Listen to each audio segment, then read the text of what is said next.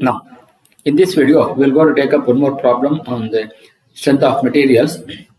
The problem reads as the problem number 5.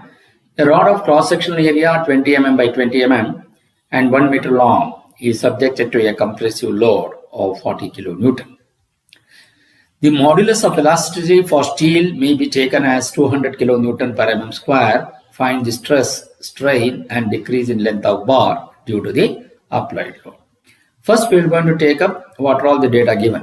So, for the first is the length of the bar, which is L, will be equal to 1 meters, which will be equal to 1 into 10 to the power of 3, which will be equal to 1000 mm. Then we have the compressive load P, which is equal to 40 kilonewton. So that means 40 into 10 to the power of 3 Newton. So converting everything into Newton now. Similarly, the modulus of elasticity of steel, which is 200 kilonewton per mm square. So 200 into 10 to the power of 3 Newton per mm square. Similarly, we need to find out what is the stress. But here we have the cross-sectional area, which is A, 20 mm by 20 mm, which will be equal to 400 mm square. Now we need to define what is stress here. The stress is the applied, in this case, applied compressive load divided by the area of cross section of the bar. So what is the applied compressive load, which is called P, and the area is the capital A. So substitute the value of P as 40 into 10 to the power of 3 and the cross sectional area as 20 into 20, which is 400 mm square.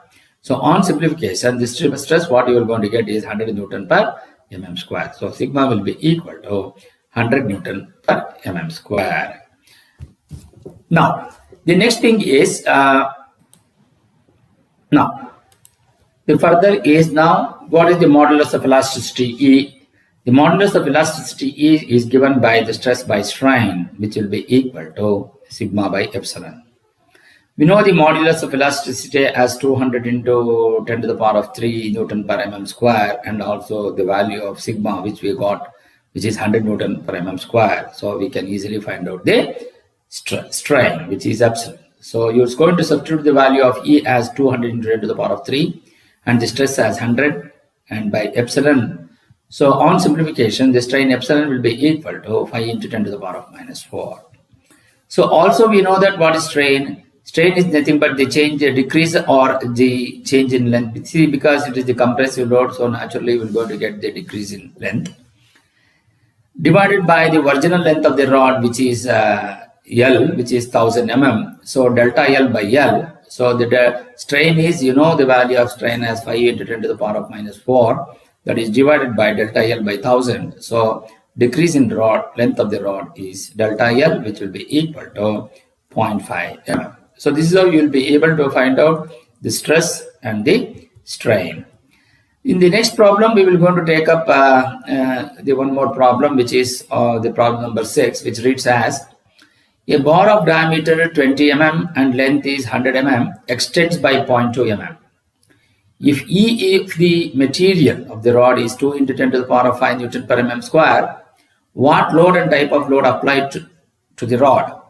If an extension of 20% greater is required for the same load, same load applied above, how much the diameter of the bar needed to be required?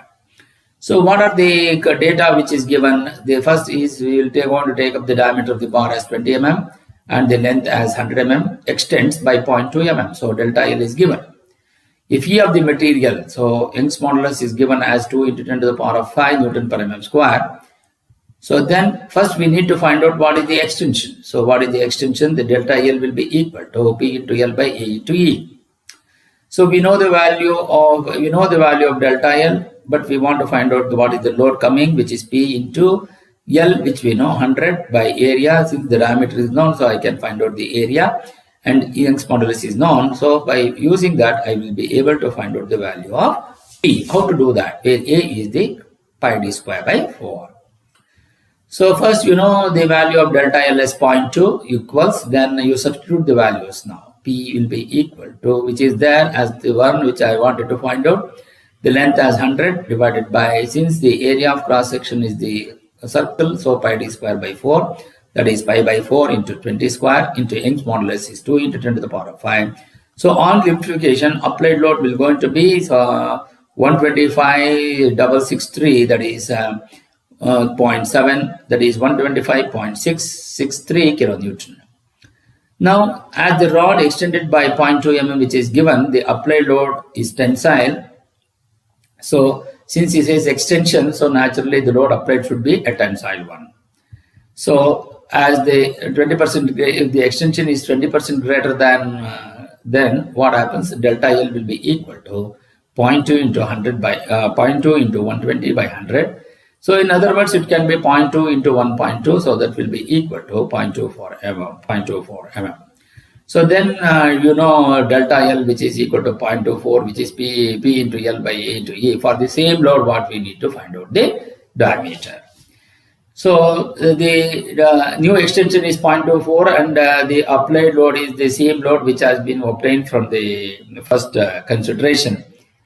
So 125,663.7 into the length of the rod is 100 divided the P into L by 100. So P into L is 100 divided by pi by 4 into, since I need to find out the diameter of the new diameter of the cross section, so it will be d1 square. I will going to assume that it has d1 square into 10 to the power 2 into 10 to the power of 5, where diameter of rod d1 will be equal to, on simplification, you will going to get it as 18.26 mm. So diameter of the bar needed to be reduced is, that is d minus d1. So the value of d is 20 minus 18.26. So the diameter of the rod needs to be reduced is 1.74. So this is how you will be able to find out the diameter of the bar when the same load is applied with the extension of 20% greater. Thank you.